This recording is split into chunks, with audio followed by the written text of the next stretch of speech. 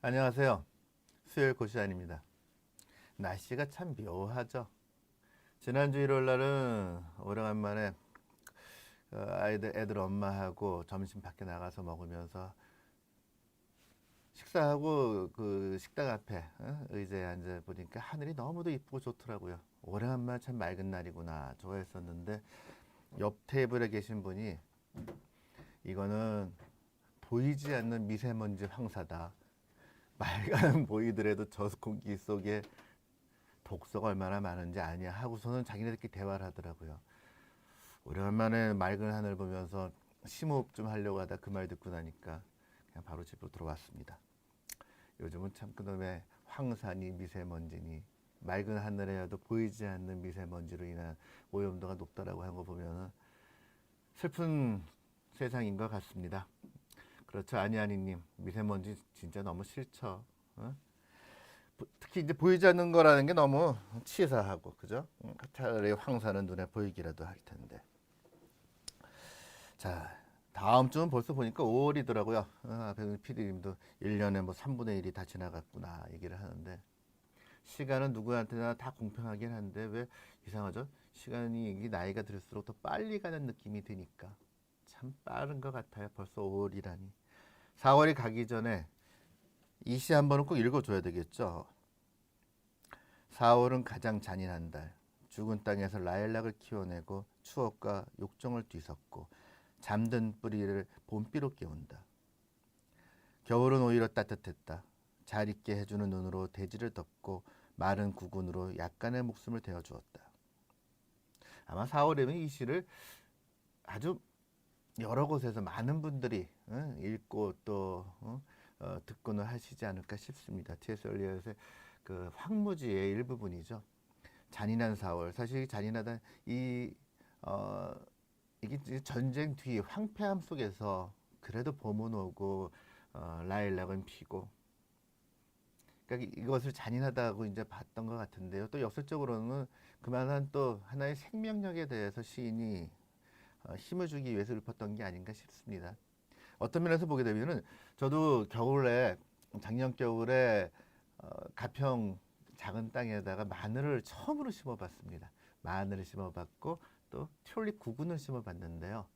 그 추운 겨울, 딱딱하고 아무것도 없을 것 같은 그 겨울을 이기고 마늘이 싹을 틔우고 튤립이 꽃을 피우고 참 신기하더라고요.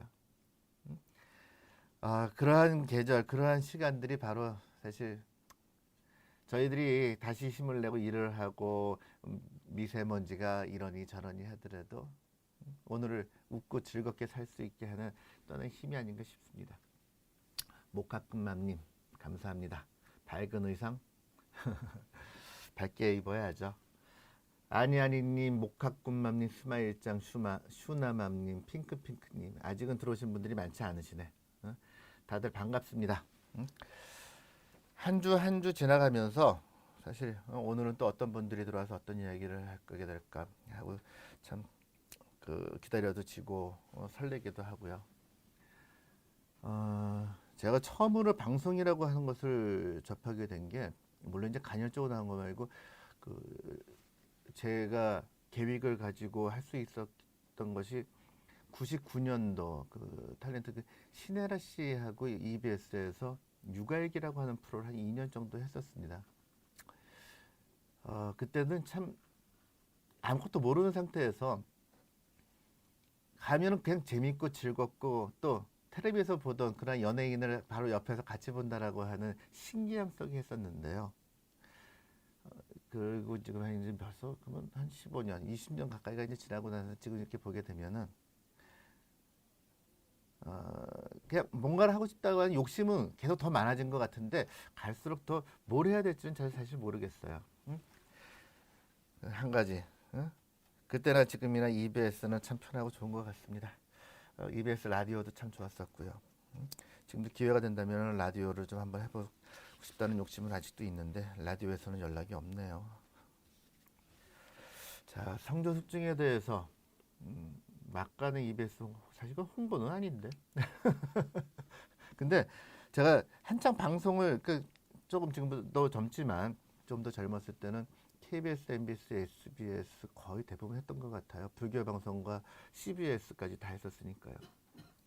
근데 그 중에서 제일 편한 거는 사실 EBS 이쪽 스튜디오가 아니라 저 우면산 쪽. 거기를 일주일에 한 3번 정도 나가서 TV 한 번, 라디오 2번 하고 했었었는데요. 참 재밌었던 것 같아요. 특히 라디오 이제 부모 교육에 대한 부모 상담실을 김지영 아나운서하고 그것도 한 1년 반, 2년 가까이 했었는데요. 특별히 그 원고 없이 들어오는 그당 지금이야 이렇게 우리 저 네티즌 분들하고 화면 갖고 얘기하지만 그때는 그게 아니라 전화로 했었으니까. 맞아요. 지금도 젊습니다. 누가 뭐래요?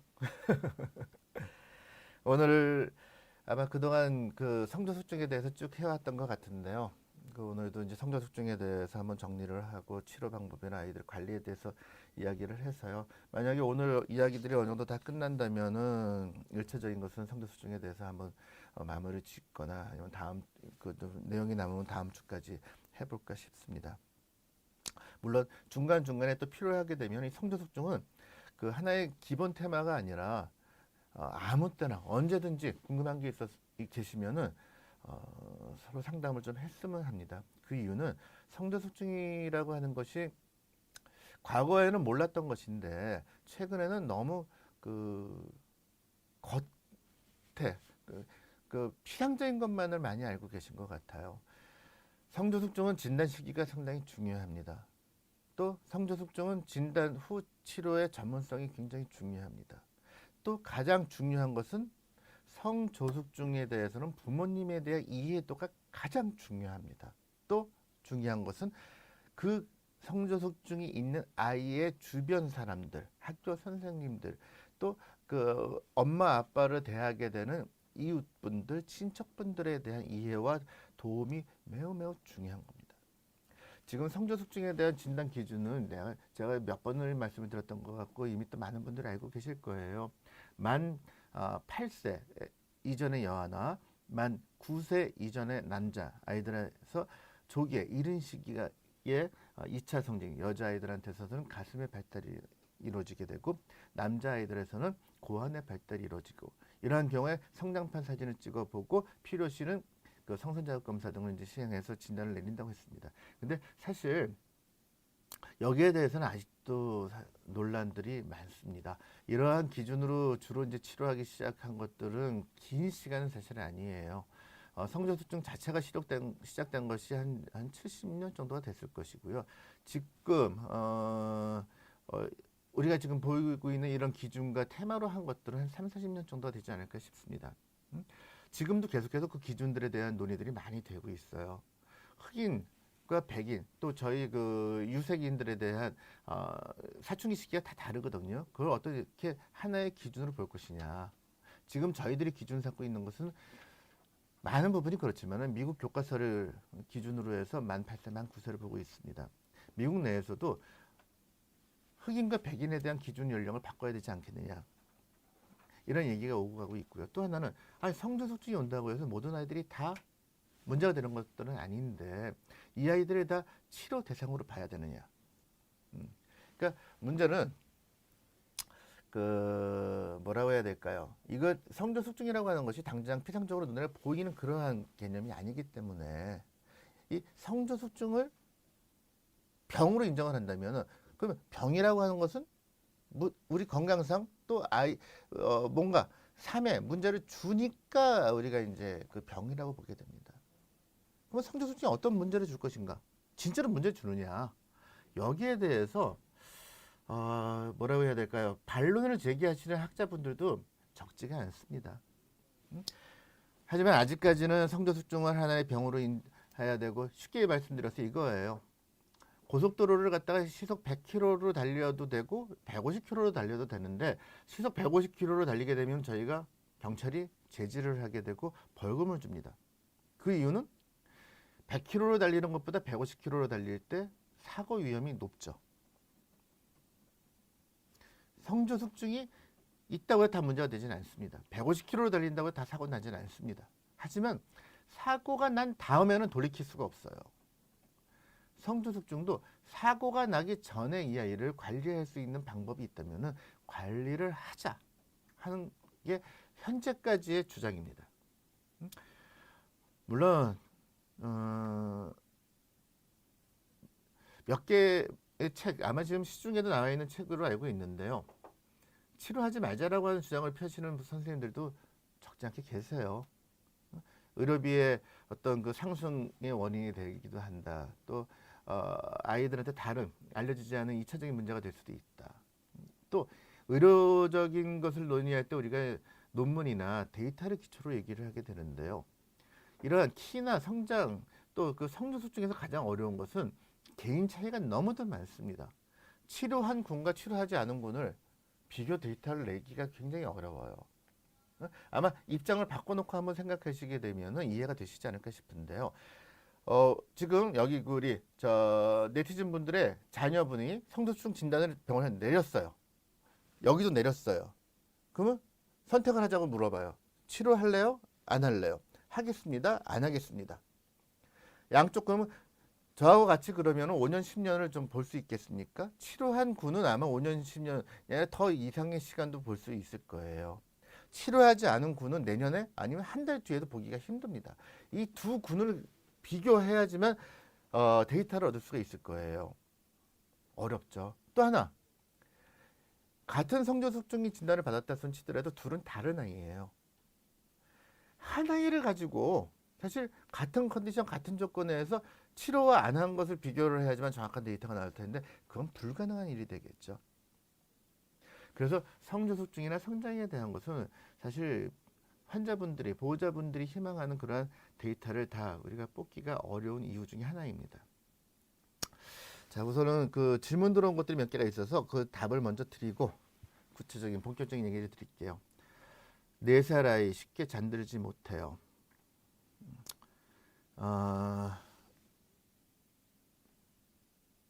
그 큰 아이가 어둠 속에서 소리 지르고 조용히 해야 그 조용한 것을 견디지 못하나 봐요. 그 아이가 혼자 자지 못하게 되고 인형이 있어야지만 자고.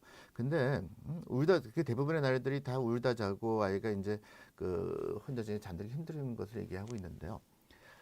이건 우리가 이제 항상 아이를 볼 때만이 아니라 결과와 원인. 내가 기분이 나쁜데 너 왜 기분 나빠? 내가 어떤 화를 내고 있었는데 그래도 이것 때문에 화내지 하고서 밖에서 봤을 때와 실제로 내가 기분 나쁜 게 다른 경우도 우리 어른분들이 많으실 거예요.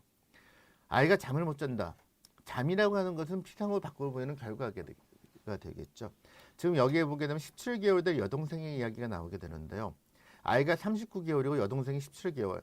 그러면은 연령 차이가 불과 얼마 안 나는 것 같습니다. 한 돌 반 정도. 아이가 돌 반, 2돌 전에 동생이 태어난 건데요. 아이는 이렇게 하게 되게 되면 분리불안. 아이 동생에 대한 엄마를 뺏겼다라고 하는 불안감을 갖게 될 가능성이 큽니다. 잠을 잔다. 눈을 감게 되게 되면 눈을 뜨고 있을 때와는 다른 불안감을 갖게 돼요.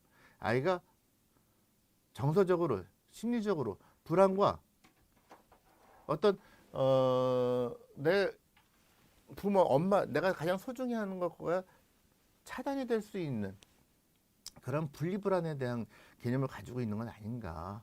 낮에는 성격적으로 밝고 잘 놀고 한다 손 치더라도 잠을 자기 전 단계와 그거는 다른 겁니다. 그래서 아이가 못 자는 것만 보지 마시고요. 그 성격적인 것을 좀 먼저 봐야 되지 않을까 싶습니다. 젖병 거부, 분유 거부, 손을 미친 듯이 입술은 미친 듯이 빨면서 젖병은 거부해요.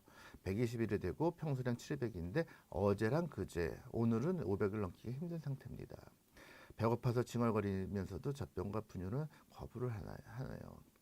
자, 보통 우리가 그 젖꼭지, 보통 분유의 단계를 바꿀 때는 100일, 6개월 이런 단위로 나가게 됩니다. 아이들이 빠는 힘이 달라지게 되는 것도 한 가지가 있게 되고요. 두 번째, 빠는 본능. 모든 포유동물들은 태어났을 때 특별한 훈련 없이도 엄마의 젖을 찾아서 빱니다. 이러한 본능이 생후 100일에서 3개월이 넘어가게 되면은 약해지게 돼요. 그래서 모유 수유하는 아이들도 잘 빨던 아이가 지근지근 잇몸으로 엄마의 젖꼭지를 씹고 혀를 가지고 장난을 치고 수유에 대해서 좀 뭐라고 할까요? 그 전에 비해서는 더 수유 시간이 더 길어지는 성향을 보이게 되는데요.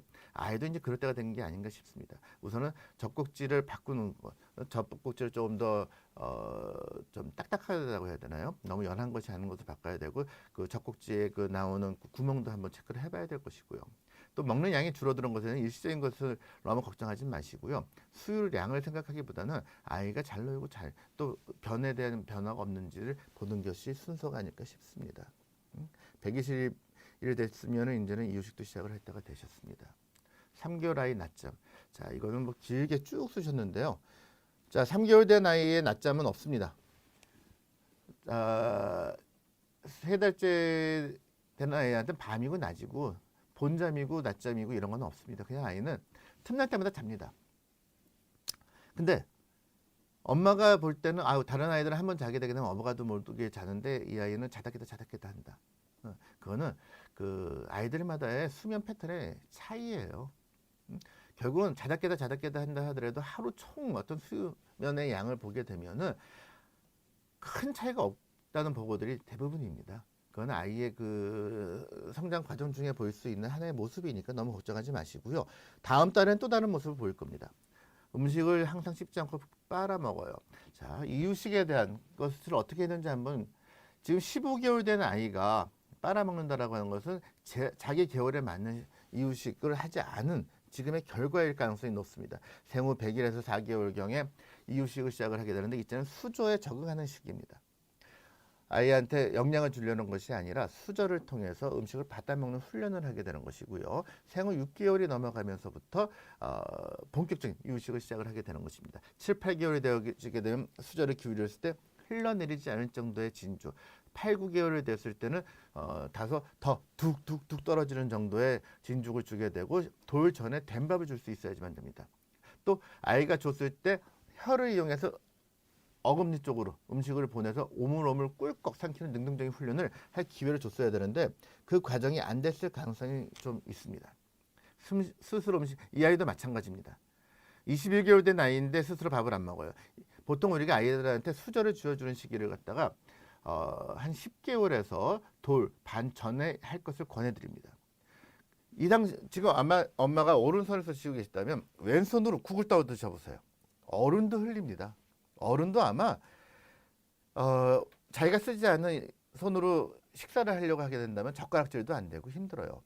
태어나서 처음으로 도구를 쓰는 아이들 입장에서는 당연히 흘리고 이게 장난감인 줄 알고 놀게 되고 하지만 거기에 대해서 익숙할 수 있는 기회를 줘야 되는데 그 기회를 주지 않고 계속해서 먹여주다 보게 되게 되면은 아이는 익숙해질 기회를 결국은 잊어버리게 됩니다.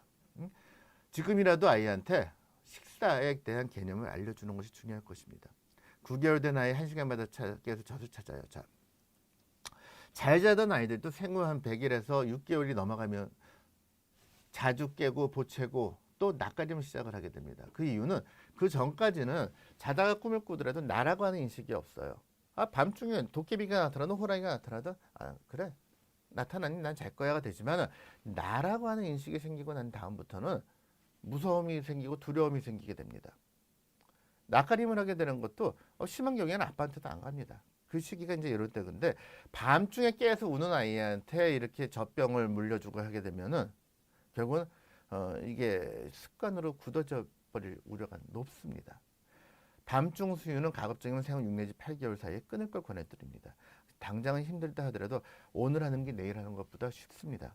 아이와 다소 그 다툼이 있고 아이의 칭얼거림에 좀 힘듦이 있다 하시더라도요. 아이가 보초할 때 젖을 물려주지 않을 것을 권해드립니다. 젖병 꼭 떼야 되나요? 떼야 됩니다. 27개월 된 아이라면은 자 쉽게 얘기해서 말씀을 이렇게 드릴게요. 중학생 아이가 초등학교나 유치원생 책을 보면서 히덕거리면 엄마 속이 어떨까요? 터지죠. 응? 너는 선행 수업하기도 해서도 참 답답한 건데 어떻게 지금 네가 유치원 애들 거 보고 그런 겁니다. 자, 27개월 된 아이라면 돌 전에 이미 뗐어야 될 젖병을 물고 있는 거예요. 그 어른도 그렇고 우리가 담배 끊기도 힘들고 하나의 습관을 고친다는 것은 너무너무 어렵습니다. 더더군다나 아이는 태어나자마자 계속 해오던 게 젖병과 빠는 거였는데 어느 순간 이거 띠라고 하게 된다면 평생 내가 해오던 건데 힘든 거예요. 응? 젖병을 왜 떼야 되느냐? 응? 여기 보게 되면은 다른 분야는 엄마도 늦게까지 뭐 수유했다는 게 있었던데, 저도 어렸을 때 4살 넘도록 밥은 한 번도 안 먹고 쭈쭈. 근데 치아에 이상이 없습니다. 기다려줘도 그런 걸까요? 글쎄요. 지금 치아에 이상이 없다라고 하면 다행한 건데요. 이상 있은 뒤에는 해줄 게 없겠죠. 응? 우리 턱관절은 자 상하골, 하하골이 위아래로 움직이면서 음식을 씹어 먹습니다. 젖병을 빠는 과정은 이 턱관절을 이용해서 앞뒤로 움직입니다. 관절에 이상 발달을 초래할 수가 있게 되는 것이고요. 젖병을 빨게 되면 음압이 걸립니다. 코, 귀, 눈, 목은 다 연결이 되어 있습니다. 젖병을 오래 빨게 되면 음압이 걸리기 때문에 중이염에 대한 발병률, 비염에 대한 발병률이 높아지게 됩니다. 또 구강 구조의 문제로 발성에도 문제를 줄 수가 있게 되는 것이고요. 젖병, 젖꼭지는 가급적이면 떼야 됩니다. 근데 서서히 뗀다, 순리적으로 뗀다. 이미 27개월이면 자기 고집이 생겼고 습관이 생겼기 때문에 어렵습니다. 일주일에 월, 수, 금. 월, 수, 금이면 규칙적이지만 아이들한테는 줬다 안 줬다가 되는 거라서 차라리 한 번에 떼는 게 좋습니다. 핑크님, 저희 아가 9개월인데 잘 먹던 이유식을 먹지 않아요.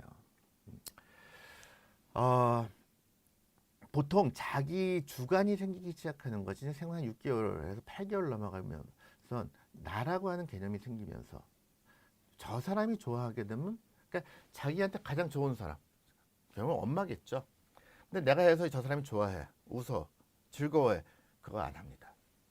내가 왜 저 사람이 좋아하는 걸 하지? 하면서 9개월이라면 이미 자아의식이 생겨서 그래요. 그래서 오죽하게 되면 왜 미운 3살이라는 얘기가 나왔겠습니다. 이거는 개월이 늘면 늘수록 더 심해질 거예요. 지금 엄마가 할 거는 양은 잊어버리세요. 엄마가 하는 역할은 정해진 시간에 정해진 장소에서 주는 것까지가 엄마가 하실 역할입니다. 잠깐만, 그 전에는 뭐 질문 또 있었죠. 4학년 아이인데 3학년부터 코에 여드름이 심해요. 굶기도 하네요. 자, 보통 평균적으로 여학생들이 여드름이 나는 시기가 초등학교 5학년 빨라도 아니면은 평균적으로 한 중학교 들어가면서부터 시작을 하게 되는데요. 여드름이 심하다. 이제 호르몬 발달에 문제를 보일 수도 있습니다. 피부과보다도 우선은 소아청소년과를 방문하셔서 아이의 전반적인 성장 발달, 필요치는 성장판이라도 한번 체크해 볼 걸 권해드리고요. 그 뒤에 문제가 되는 것이 심하고 또 아이가 여드름에 대해서 스트레스를 받는다면 그때 이제 피부과 치료 고려해도 되겠지만, 여드름에 쓰여지는 약들은 대부분이 조금은 강합니다. 그래서 그 여드름보다는 그 원인을 먼저 찾는 것을 말씀을 드릴게요. 자, 또 올라온 게 4개월 손탄하기. 참 이건 어쩔 수가 없어요. 여기 보게 되면 누군가는 아이가 할 때마다 안아줘라, 누군가는 그런 버릇을 고치니, 이렇게 참 육아를 하게 되면 옆에서 훈계 두시는 분들이 많죠. 근데 육아는 답이 없습니다. 결국은 죽는 정도. 아이가 울 때마다 안아준다. 그러면 엄마가 무슨 아마 버디빌더가 되셨을 거예요. 이미 4개월이 되면은 거의 6, 7kg짜리 어쩌다 안아주는 거는 문제가 안 되지만 그거 계속 안고 있으면은 병듭니다. 또 그렇다고 계속 우는 아이 방치해뒀다. 엄마 성격 버립니다. 결국은 중간에서 어느 순간 합의점이 찾게 되어지게 될 것이고요. 또 아이가 이제 개월이 늘면 늘수록 이동 능력이 생기게 돼서 주변에 대한 호기심이 많아지게 되고, 그러다 보게 되면은 자연적인 어떤 합의점이 생기게 되는 겁니다. 물론 육아에 대한 건 지금 제가 얘기한 것도 하나의 저의 주관적인 관점이지, 모든 육아서는 동일한 어떤 기준을 마련해 주는 육아서는 거의 하나도 없습니다. 신생아 5분 모유 먹고 자요. 이때는 그 아이가 항상 먹고 자고 하는 것이 전체적인 일과예요. 하루에 4분의 3 이상을 잘 때니까요. 젖받는 게 아니라 서툴러서, 보통 우리가 이제 수유를 할 때 아이가 엄마의 젖을 원활하게 빨고 또 엄마의 젖이 원활하게 돌기 위해서는 시간이 필요합니다. 짧게는 한 달, 길게는 한 3달 이상이 걸리는 경우도 있습니다. 그래서 지금은 부족하니까 보충해주고 젖병 이런 거 생각하지 마시고요. 아무 생각하지 마시고 아이가 달라고 할 때마다 주세요. 생각이 많으면 모유수는 실패합니다. 모유, 엄마가 아기한테 줄 수 있는 가장 기본적이면서도 큰 사랑입니다. 이런 말씀을 드리게 되게 되면 분유 수유하시는 분들한테는 또 상처가 될지도 모르겠는데요. 하지만 이 모유 수유하시는 분유 수유하시는 분들이 상처를 받는 것보다도 모유 수유하시는 분들이 더 당당해졌으면 하는 말씀에서 드리는 겁니다.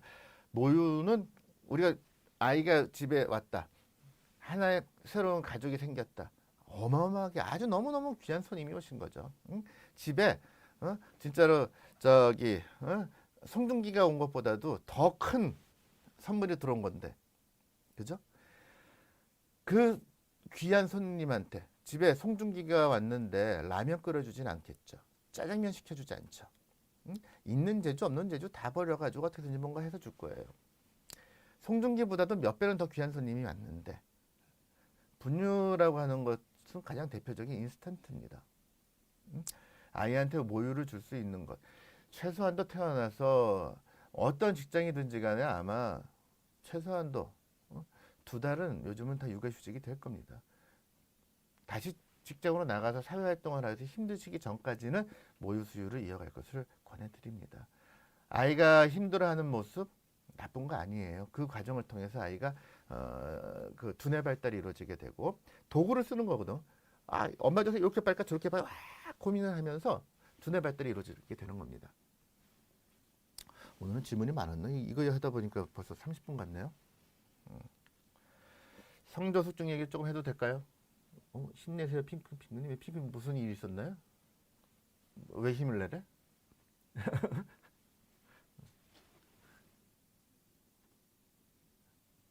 뭐가 있었나? 못 찾겠다. 그 핑크님 뭐 왜 힘드신지가 얘기하면 저도 힘내라고 응원 드릴게요. 자, 성조 숙중을 많이 늘어나는 이유 중에 하나. 특히 이제 우리나라에서 굉장히 폭발하듯이 늘어났죠. 응? 소변을 종종 지르고 오길래 자 참지 말고 세정하게 화장실 가라 마세요. 자, 우리가 아무 난 이상 없어요. 근데 너 눈 이상하다? 너 코가 왜 그래? 하게 되면 난 이상이 전혀 없는데도 신경 쓰게 되면 눈이 깜빡깜빡하게 코 실룩거리게 되죠. 자, 신학기를 맞이하게 되면 성장기 있는 아이들은 그 시민성 빈뇨라고 해서 아무 병의 이상이 없이도 빈뇨 소견을 보이고 있습니다. 응? 이걸 너 왜 자꾸 소변 가? 너 왜 자꾸 화장실 가? 너 왜 자꾸 이래? 이렇게 하게 되면은 그 아이가 불안감이 더 증폭이 돼서 결국은 자꾸 더 화장실을 안 가야지 조절하면서 더 가게 되는 거예요.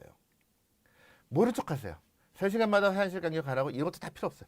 그냥 모른 척 하세요. 화장실에 가든 말든. 그러면 그 아이도 언젠지 모르게 잊어버려서 안 가게 돼요. 그러니까 불안감 때문에 그런 거라서 그 불안감을 잊게 하는 것이 우선입니다. 성조수증에 대해서 잠깐이라도 좀 말씀을 좀 드릴게요. 우리나라에서 성조수증이 늘어나는 이유 여러 가지 분석들이 있게 되는데요. 전 세계적으로 늘고 있지만 사실 우리나라에서 더 폭발하듯이 늘고 있습니다. 90년대 들어서 발동이 걸린 것들이 2000년 들어오면서부터는 거의 빅뱅이죠. 800배가 늘었다는 보고도 있으니까요. 그렇게 늘어난 이유에는 여러 가지가 있겠지만은 한 분이 재미난 글을 쓰셨어요. 맞는 것 같아요. 저도 여기 동감을 하게 되는데 스트레스죠. 아이들의 스트레스는 네, 담비님 지켜보세요. 그냥 편하게 지켜도 보지 말고요. 엄마도 잊어버리세요. 지켜보는 것 자체가 나쁜 거예요. 보지 마세요. 그 스트레스가 아이들한테 스트레스 호르몬이라고 하는 것이 그 콩팥 위에 있는 부신이라고 하는 그 호르몬을 만드는 기관이 있어요. 그곳에서 나온 스트레스 호르몬들이 대표적인 우리 많이 알고 있는 스테로이드입니다. 코티솔. 이러한 그 스트레스에 의해서 아이들의 성적인 것이 빨라질 수가 있습니다. 그러면 이 스트레스에 대해서 한 조사가 있어요. 미국, 일본, 중국 그리고 우리나라 아이들 한 7,000명 이상, 한 10,000명 가까이 되는 아이들을 갖다가 조사를 해본 데이터가 있는데요. 스트레스 지수가 4개 국가 중에서 우리나라가 가장 높았습니다. 10명 중에 아이들 중에 8.5명이 스트레스 속에 산다라고 답을 했대요. 스트레스의 원인이 뭐냐? 참 이게 중국이 요즘 굉장히 공부 많이 시킨다고 했는데요. 중국 아이들보다 우리나라 애들이 3배는 더 학습에 대한 스트레스를 갖고 있는 걸로 보고가 되고 있어요. 스트레스 10개의 원인 중에 8.5. 그러니까 거의 대부분의 아이가 공부 때문에, 학업 때문에, 부모가 주는 학업에 대한 스트레스로 인해서 학교에서 학업으로 자리매김, 순서매김을 하는, 학업에 의해서 성적에 의해서 사람이 나를 대우하는 것이 달라지기 때문에, 예를 들어 가지고 이 아이가 어느 날 가서 음악으로 상을 타왔대요. 그러니까 엄마가 그래 넌 이거라도 해라. 야 너 이거 이게 아니라 어마어마한 스트레스가 되는 것이죠. 학업에 대한 스트레스가 중국보다 3배가 높다라고 하니까 참 저희 아이들이 얼마나 여기에 대해서 중압감을 갖고 있는지를 알 것 같아요. 선행학습도 그렇고, 두 번째로 가장 문제가 되는 게, 솔직히 지금 제가 이제 병원이 대치동에 있습니다. 거기는 이제 학원들이 많죠. 아이들 공부하는 것을 이렇게 지켜보다 보면은요, 야, 대학을 내가 일찍 가길 잘했지. 지금 가라고 하게 되면 자신 없어요. 못 갈 것 같아요. 초등학교 때도 공부 잘하는 친구만 선생님들. 그러니까 이게 문제야. 또 한 가지 중요한 게 있어요.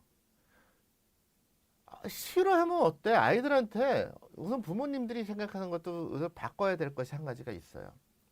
왜 우리 아이를 선생님이 좋아해야 되죠? 싫어해도 되잖아. 스트레스에 대한 것은 솔직히 어느 한 사람의 문제는 아닌 것 같아요. 어른도 스트레스 속에 산다고 하지만 아이들이 태어나서 지금 얼마 되지도 않는데 스트레스가 아닌 것 같기 때문에요. 아이들한테 스트레스를 주지 않는 방법은 부모님들이 생각을 조금 바꾸면 어떨까 싶습니다. 여드름 때문에 성장 걱정돼서 수학과 갔었는데 잘 모르시는 것 같아서 피부과 가라네요. 참 이게 신뢰 문제가 아니라 그 선생님이 가지고 있는 전문성에 따라서 조금 달라지실 거예요. 다니시는 수학과 선생님이 예를 들어 가지고 알러지에 대한 더 관심이 높으신 분이라면 호르몬에 대해서는 다른 그 선생님들의 의견을 들어볼 걸 권할 테니까요. 내 아이만 안 시키면 무관심한 부모로 돼버리는 분위기. 글쎄요. 이게 서로 간에 그거 아닐까요? 이게 결국은 저거잖아요. 그 뭐라고 하나 게임 이론이 이런 거죠. 그 왜 죄수 불러다 놓고서는 네가 먼저 부르면은 너는 풀려나는 거지만 옆방에 있는 애가 먼저 불러나면 네가 다 뒤집어 쓴다 하는 거. 결국은 이게 우리 부모님들도 그런 것이 아닐까 싶어요. 그 얼마 전에 제가 아는 그 형님하고 이제 식사를 하다가 그분이 이제 그런 말씀을 하시더라고요. 자기 아이들도 연수를 갔다가 그 밴쿠버로 보냈었는데, 아니 가서 보니까 한국에서 공부 안 하고서는 아이들이 즐겁게 사는 거나 거기서 하는 그런 거나 뭔 차이가 있는데 거기다가 돌아올 때 제 아이를 갖다가 보내느냐. 차라리 한국에서 시골에서 아이들을 그렇게 키우는 게 낫지 않느냐. 맞는 말이에요. 안 보이고 잊혀지게 되게 되면 경쟁을 적을 수 있을지 모르겠지만은 결국은 지금 아이들한테 우리가 이제 그런 얘기를 해요. 계절적으로 봄이 없어졌다. 겨울에서 여름으로 가버린다. 아이들한테 소녀 시절, 청소년기가 없어진 건 아닌가. 어? 아기고 유치원이고 어려서 엄마의 품속에, 아빠의 품속에 있을 그 알의 역할 할 때는 있었지만 알을 깨고 나온 병아리로서 자기 모이를 찾고 삐약삐약거리면서 햇볕 아래 털을 말리고 이런 시기가 없어지지 않았을까. 그렇게 생각이 듭니다. 자, 이게 성적 숙종을 얘기하면서 항상 딜레마에 빠지는 것이, 과거의 성적 숙종이 현재는 정상 아닌가. 과거에는 생리를 지금 할머니 세대 때는 17세 전후에 했습니다. 그래서 18세에 대한 얘기들이 많죠. 우리가 춘향이도 18세였다고 하고. 그러니까 생리에 처경을 하게 되면 그 당시에는 이제 어른으로 봤었으니까요. 그럼 지금 우리가 하고 있는 초등학교 그 5, 6학년 12살의 초경 연령이면 당시를 보게 되면 어마어마하게 빠른 성적 숙증이 되겠죠. 그러니까 과거의 지금의 그 단락이 적기 때문에 이걸 꼭 어떻게 병원을 봐야 되느냐가 딜레마라고 하는 말씀을 아까 드렸었고요. 또 얼마나 빠르면 너무 빠른 걸까? 이런 것들. 이 말씀을 드리는 이유는 성저수증은 그렇다고 해서 무시하지 말라고 하는 것이 아니라요. 초경은 몇 살이어야 지금 평균적으로 하고 있는 것이 12살입니다. 초등학교 6학년, 그러니까 5학년 겨울방학에서 6학년 여름방학 사이에 대부분 초경을 많이 합니다. 지금 우리나라에서는 만 8세와 만 9세라고 딱 못을 절대적으로 박아놨습니다. 8살 364일은 병이고 8살 이틀 뒤인 9살 하루는 병이 아닙니다. 보험 적용을 못 받습니다. 이걸 좀 없애야 되지 않을까 싶어서 제가 이런 말씀을 드리는 거예요. 아이를 조급하게 급하게 야, 너 이 나이가 지나면 안 돼 해서 치료하는 게 아니라 따라갈 수 있는 시간적인 여유를 주면은 진단을 갖다가 7살 때 했다 손치더라도 7살에 아무 문제가 없어요. 그게 따라가. 6개월 뒤에 보자. 3달 뒤에 보자. 어이, 너 근데 9살 이틀 됐는데 야, 너 생리할 것 같아. 염려가 돼. 지금 치료하자. 이래도 되는 거 아니? 근데 지금 그건 불가능합니다. 그렇게 했다가는 치료비가 몇 배가 뛰어버리기 때문에 부모님들에 대한 부담이 커져요. 또 한 가지 성선 자극 검사라고 하는 것을 시행하게 되는데요. 성선 자극 검사의 수치가 5가 넘어가야 돼요. 4.9999가 나와도 안 됩니다. 그렇다고요. 또 하나 이제 비만하게 되게 되면은 많은 이제 상식적으로 알고 있는 것이 비만하는 아이들이 성저수증이 많이 온다. 맞습니다. 하지만 비만 이꼬르 성저수증은 아니에요. 비만하게 되면은 근데 같은 비만이라 하더라도 복부 비만과 전체 비만하고 또 조금씩 달라져요. 응? 목소리 힘? 뭐 더 어떻게 힘을 내? 그 복부 비만이 있게 되면은 복부에 있는 지방세포 중에 대표적인 게 렙틴이라고 하는 호르몬을 만드는 그 기능을 합니다. 이 렙틴이라고 하는 것은 비만에 있어서 가장 그 대표적인 호르몬 하면 이제 렙틴과 뉴로펩타이드 Y라고 하는 두 가지를 논의하게 되는데요. 렙틴이 올라가게 되면은 인슐린에 대한 저항성이 높아지게 돼요. 그래서 고인슐린 혈증이 됩니다. 인슐린 수치가 올라가게 되면은 여성 호르몬 에스트로겐에 대한 분비가 자극을 받게 돼요. 응? 제 복부 지방은 어떻게 해요? 저도 해결 못 하고 있습니다. 그래서 이제 지방 세포가 많은 복부 비만일 때는 이 성저수증과 관계가 된다는 겁니다. 다만 이해를 하셔야 될 것은 성저숙증 이꼬르 비만은 아니라는 거예요. 저체중이 있거나 아니면 반대로 아이가 그 성장률이 너무 떨어진다 하더라도 올 수 있는 게 성저숙증입니다. 또 한 가지 가슴 발달이라고 하는 개념은 분명해서 엄마들이 많이 알고 계세요. 근데 경우에 따라서는 음모 발달이 먼저 되는 경우가 있습니다. 가슴은 멀쩡한데 우리 아이가 그 생식기 부위에 털이 보여요. 겨드랑이에 털이 보여요. 음모 발달은 사실 성저숙증하고 큰 관계가 없습니다. 성저숙증은 지난 몇 번 말씀을 드렸을 것 같은데 진짜와 가짜가 있어요. 진짜 성저숙증은 우리 머리 위에서부터 야, 너 총사령관이 지시를 내리는 거야. 성호르몬 만들어라 해서 쫙 단계해서 성호르몬이 만들어지는 거예요. 난소와 고환에서. 하지만 가짜 성저숙증은 얘는 몰라. 사령관 몰래 뒤에서 난소와 고환에서 만들어지는 겁니다. 음모는 우리가 성호르몬인 그 에스트로겐이 관계돼서 만들어지는 것이 아니라 콩팥 위에 있는 부신에서 만들어지게 되는 안드로겐이라고 하는 호르몬에서 만들어지게 돼요. 그래서 이거는 중추, 그 우리 정상적으로 나와 있는 이 축에서 벗어나는 것이기 때문에 음모 발달은 조금 다른 개념입니다. 그래서 그 성호르몬의 한번 차트 좀 볼게요. 그 호르몬이 종류가 너무도 많고 하다 보게 되면은 잠깐만요. 쭉쭉쭉쭉. 네. 자, 지금 요 도표를 알고 계시면은 아마 병원에서 아니면은 그 성저숙증에 대해서 이것저것 우리가 얘기를 할 때 조금 아는 척하기가 용이하지 않을까 싶습니다. 사춘기를 논의하는 호르몬은 크게 몇 가지, 그 호르몬 얘기할 때 몇 가지 안 돼요. 가장 중요한 게 맨 위에 있는 생식샘 자극 호르몬, 그러니까 생식샘 자극 분비 호르몬. 그러니까 이 자체가 자극하는 게 아니라 자극하는 것을 분비시키는, 그러니까 얘가 사령관이에요. 우리가 흔히 GnRH라고 해서 성조숙증 검사를 할 때 2시간 검사를 한다고 합니다. 그 이유는 이 GnRH의 분비 패턴이 2시간 패턴으로 돌아요. 그래서 한번 이걸 GnRH라고 하는 것을 일부러 주사를 놓고 최대한 얼마나 나오는지를 보는 것이 GnRH입니다. 이게 총사령관, 우리는 그러니까 대한민국 치고게 되면 청와대가 되겠죠.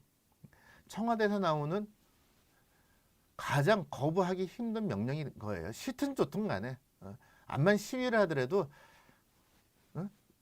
지켜지게 되는 것이 이 GnRH에 대한 명령입니다. 이 GnRH라고 하는 것이 나오게 되면 시상하고 바로 근처에 있는 뇌하수체라고 하는 또 쬐끄만 중간 사령관이 있어요.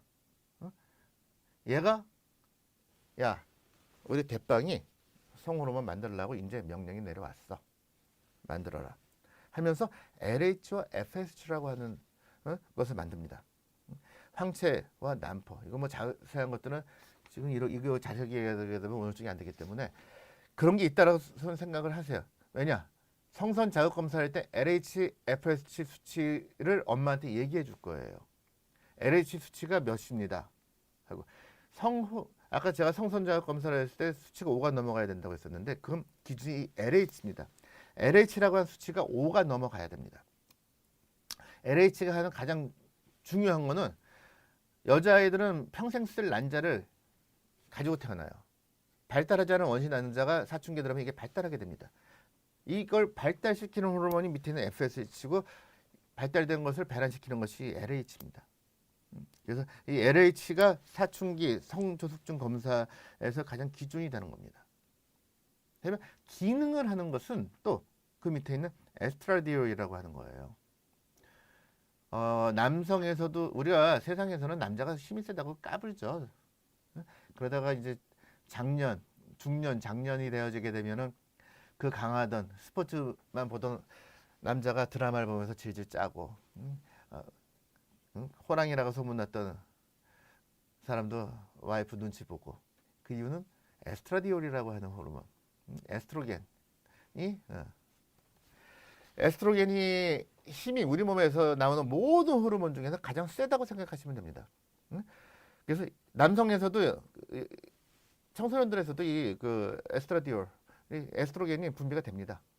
그래서 이 에스트로겐은 꾸준하게 분비가 돼요. 근데 여자애들은 올라가게 되고 남자애들은 올라가지 않고 꾸준하게 나옵니다. 그래서 중년, 장년이 되어지게 되면 남성 호르몬이 떨어지는데 여성 호르몬은 계속 있으니까 그 보스 기질도 강했고 마초 같은 남자도 드라마 보면서 눈물 짓게 되는 여성화가 이제 보이게 되는 이유가 이제 그런 겁니다.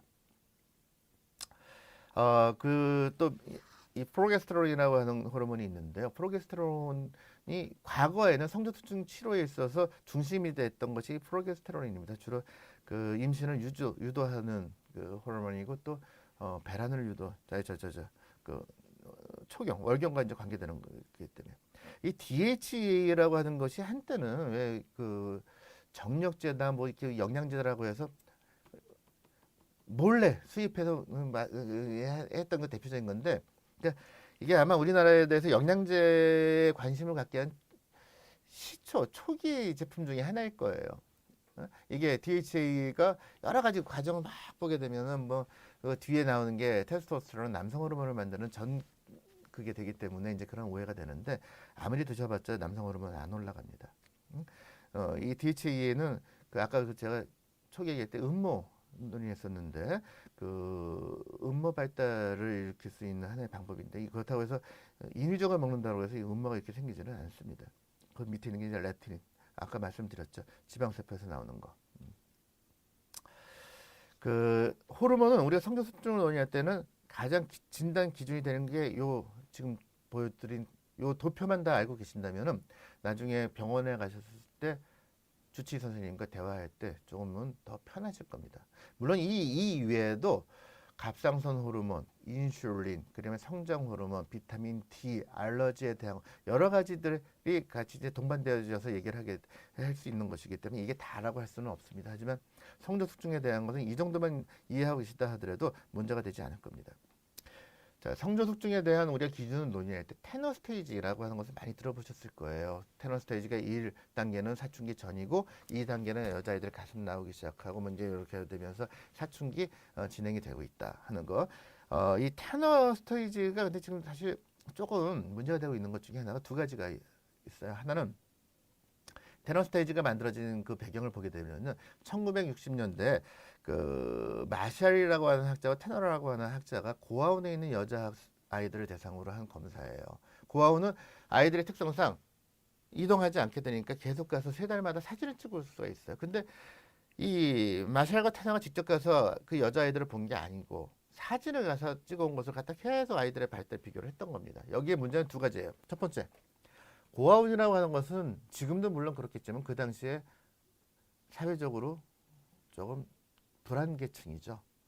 아이들이 심리적으로 불안해요. 먹는 게 그렇게 좋지가 못할 겁니다. 이러한 사회적인 저층을 기초로 한 데이터이기 때문에 이걸 전체로 논의하기가 힘들어요. 두 번째, 아이들을 가서 실제로 촉진을 하거나 만진 것이 아니라 사진을 데이터로 봤습니다. 문제는 비만했을 때는 아이들이 육안적으로 가슴이 발달된 것처럼 보이지만은 이 아이들 중에 실제로 가슴에 그 유방 조직이 발달하는 아이들은 15% 정도밖에 되지가 않는 것으로 나오고 있습니다. 15% 정도는 유방 발달이 아니라 지방 조직으로 나오고 있어요. 그러니까 실제로 만져본 것과 사진 판독은 달라지고 있다는 얘기죠. 그래서 지금 테너 스테이지에서 그 육안적으로만 보는 것으로는 진단 기준을 100% 하고 있지는 못하고 있습니다. 이 성조숙증이 많아진 이유 중에 하나는 먹거리에 산업화를 두는 경우가 이제 우리나라만이 아니라 그 외부적으로도 많게 되는데요. 한 보고에 보면 1970년 중반에 그 프레토리스크에 있는 한 작은 섬에서 그 작은 섬의 인구가 한 300만 정도 됐었다고 해요. 그 중에 82명의 여자애들한테서 조기 유방 발달을 보였습니다. 또 1977년도 이태리 그 밀라노의 한 학교에서 여학생들 수백 명이 조기 유방 발달을 보였어요. 양쪽을 그 나중에 역학 데이터 조사를 한 거 보니까 사료 납품 그 학교 급식으로 납품됐었던 사료에 동물성 사료가 들어갔었다. 즉 에스트로겐이 함유된 사료를 고개들이 먹고서는 자랐다는 것이죠. 그리고 두 번째로는 환경 호르몬이 경우 문제가 되는 것이죠. 많아진 이유 중에 하나는 이제 화장품 산업의 발달을 보고 있어요. 화장품들이 그 과거와는 달리 참 다양해졌고 좋은 재료를 많이 쓰고 경쟁이 심해지다 보니까 성호르몬 에스트로겐이 들어가 있는 경우들이 상당히 많다고 보고 있습니다. 그리고 그 최근에 들어서는 우리가 이제 닭도 그렇고 우리 소도 그렇고 돼지도 그렇고 우유도 그렇고 계란도 그렇고 많은 경우들이 공장화가 되고 있습니다. 자연스럽게 그 이러한 동물들이 발육을 해서 생산품을 내기보다는 인위적으로 동물들에게 성장 호르몬이나 성호르몬이 투여되어지게 되고 또 항생제가 투여돼서 그러다 보니까 이런 육식 단순하게 육식을 많이 먹어서가 아니라 이런 산업화된 육식이 아이들의 그 빠르게 하고 있다고 보고하고 있고 또 하나는 가족 간의 관계와 스트레스. 과거에는 우리나라만이 아니라 아마 그 예전에도 제가 말씀드렸던 것 같아요. 초원의 집이라든지 월튼 네서남이라든지 과거에 미국의 그 드라마를 보게 되면은 지금처럼 개인주의가 아니라 우리나라보다도 더 가족주의였었고 가부장적이었어요. 그러니까 그 스트레스라고 하는 개념이 위에서부터 쭉 다 스펀지처럼 서로 간에 할 수가 있어요. 하지만 이제는 다 단일 가족입니다. 많아봤자 넷, 셋, 둘. 책임들이 다 어깨가 다 무거워요. 그러니까 웃기가 쉽지가 않아요.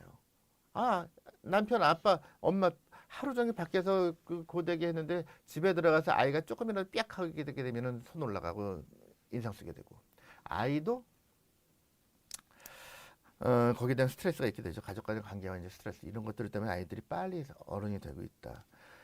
또 식사가 즐거움이 아니라 한 끼 때운다라는 개념이 되는 것이죠. 그러니까 이런 식습관 그러다 보니까 밖에서 짜고 맵고 자극적 인스턴트 섭취량이 늘다 보니까 이러한 것이 늘고 있고요. 그중 가장 대표적인 것은 스트레스 지수. 이거는 좀 인문학적이죠. 스트레스 지수로 이게 사실 스트레스를 어떻게 세상에서 지표화 시키지 못할 것들이 몇 가지가 있다는데 대표적인 게 냄새와 스트레스 뭐 이런 감정이래요. 돈벌이 걱정 없다면 귀촌해서 그냥 귀촌하면은 밥은 먹고 살지 않을까 싶기도 해요. 또 하나 가장 문제가 되는 것은 환경 호르몬이죠. 지금까지 얘기했었던 모든 내용에 들어가 있는 것이 사실은 환경 호르몬입니다. 황사가 심하다고 하는데 황사 뒤에 비가 와요. 아, 공기 청정해졌어. 그거 어디로 갔을까요? 땅 속으로 들어갔겠죠. 그 땅 속에 있는 것을 먹고 자란 식품. 아까 어느 분이 채식을 말씀을 하셨길래 결국은 채식도 답은 아닐 수 있다는 말씀입니다. 아, 다행이네. 오늘 성경 소중 다 안 끝났다. 제 예전에 이게 좀 우스갯소리가 되겠죠. 어떤 아이가 과자를 먹으면서 계속 울더래요. 너 왜 우니? 먹기 싫으면 먹지 마. 아니요. 너무 맛있어요. 너무 맛있어서 우니? 아니요. 먹으면 하나 주고, 2개 먹으면 2개 줄고. 제가 그런 심정인 게 저는 이제 방송인이 아니라 닥터로서 우리 이제 의료 정보를 논의하다 보니까 빼서 할 수 있는 게 한계가 있잖아요. 그러니까 마치 쓸 수 있는 과자를 하나, 둘 까먹는 기분이라. 오늘로써 한번 성도수중을 수업을 할까 했는데 할 얘기가 한 번거리는 더 남은 것 같네요. 다행스럽게도. 응? 어저께 제가 신문을 한번 보다가 아주 반가운 얼굴을 봤어요. 조경수 씨라고 아시나 모르겠다. 젊은 분들은 모르죠. 어? 그럼 조승우는? 조승우 아빠. 그분이 70년대는 조용필 씨였어요. 유명한 가수였죠. 조경수 씨. 그분이 부른 노래 중에 제가 참 좋아하는 노래가 있어요. 행복이란. 당신 없는 행복이란 있을 수 없잖아요 하는. 한번 나중에 행복이란 이게 참 라디오 프로면은 나 배철수 씨 같으면 참 부러운 게 그거야. 할 말 없으면 음악 틀어놓고. 한번 행복이란 노래 들어보세요. 좋습니다. 불러주세요. 아, 큰일 날 소리 하세요. 불러주세요 했으니까 제가 딱 그 맞는 말을 해주셨다. 행복이라고 하는 단어를 딱 보고서는 오늘 제가 영화 해피피트라고 하는 영화를 보신 분들이 있는지 모르겠어요. 해피피트는 애니메이션입니다. 근데 말이 애니메이션이지 그 속에 보게 되게 되면 명배우들이 많이 나와요. 로빈 윌리엄스, 휴 잭맨, 또 니콜 키드만. 해피2에서는 누구야?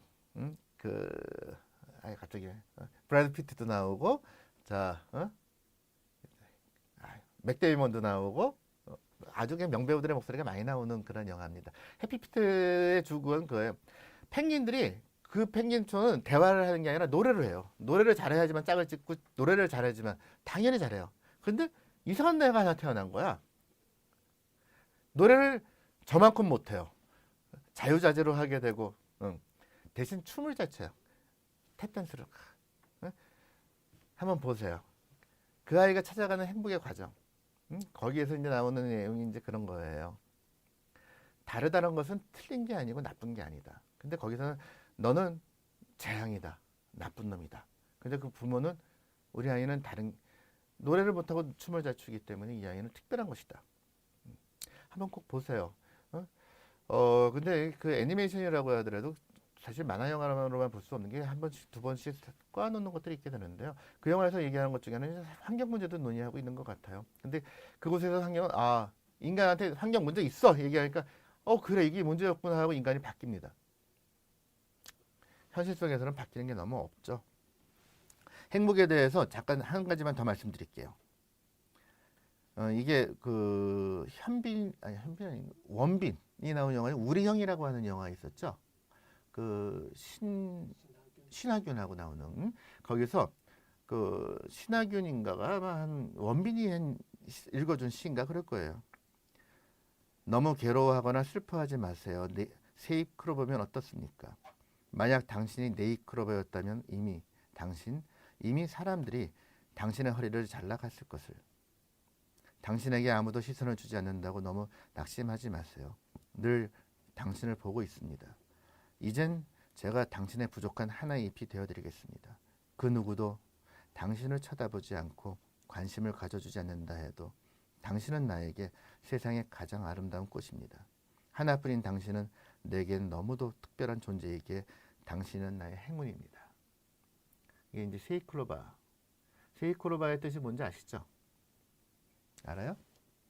행복. 그러니까 우리는 행운을 위해서 행복을 버리죠. 세이클로바는 뜯어서 버리면서 네이클로바만 찾죠.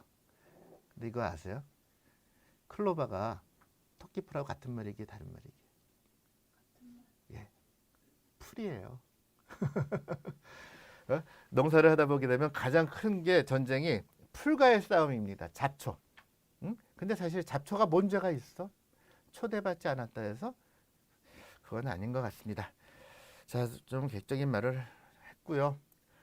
자, 오늘도 다들 좀 행복한 하루가 됐으면 하는 것이고, 조경수 씨를 봐서 행복했었다고 한 게 그분의 행복이라는 노래가 기억이 나니까. 그래서 거의 한 3, 40년이 지난데도 이제 기억이 날 수 있다는 것. 참 그 자체가 그분에게 커다란 행복이 아닐까 싶습니다. 영화 얘기를 한 가지만 더 하고서는 오늘 마칠게요. 이정재 씨와 그 누구야? 아주 이쁜 여배우 누구죠? 결혼해서 시오레라는 영화 봤어요? 전주연. 한번 한번 꼭 보세요. 참 이뻐요. 그 시오레라고 하는 영화를 미국 할리우드에서 리메이크했어요. 레이크하우스. 거기에서 그 레이크하우스에서 전지현 씨 역할을 한 게 산드라 블록인데 전지현 씨가 훨씬 이쁘더라고. 편하게 볼 수 있는 영화고 이쁜 영화입니다. 한번 보도록 하시고요. 갈등 있는 영화보다도 보면은 이런 게 좋지 않아요? 그죠? 그리고 애니메이션도 보시고요. 주토피아 안 보신 분들 있으면 꼭 한번 보세요. 자, 오늘도 이렇게 얘기를 하면서 하루를 또 보낸 것 같습니다. 오늘도 날씨가 상당히 조금 좋지가 못한 날씨인데, 사실 집안에 있다고 해가지고 미세먼지 피할 수 있는 것도 아니고, 피할 수 없는 거는 그냥 그러려니 해야지 되지 않을까 싶습니다. 이 봄날 밖에 나가게 되게 되면 산지사방이 꽃이 너무도 많아요. 이 계절 아니면 볼 수가 없는. 다들 즐겁고 행복한 하루. 저도 그렇고요. 다들 이렇게 기원을 드립니다. 다음 주에 또 뵙겠습니다.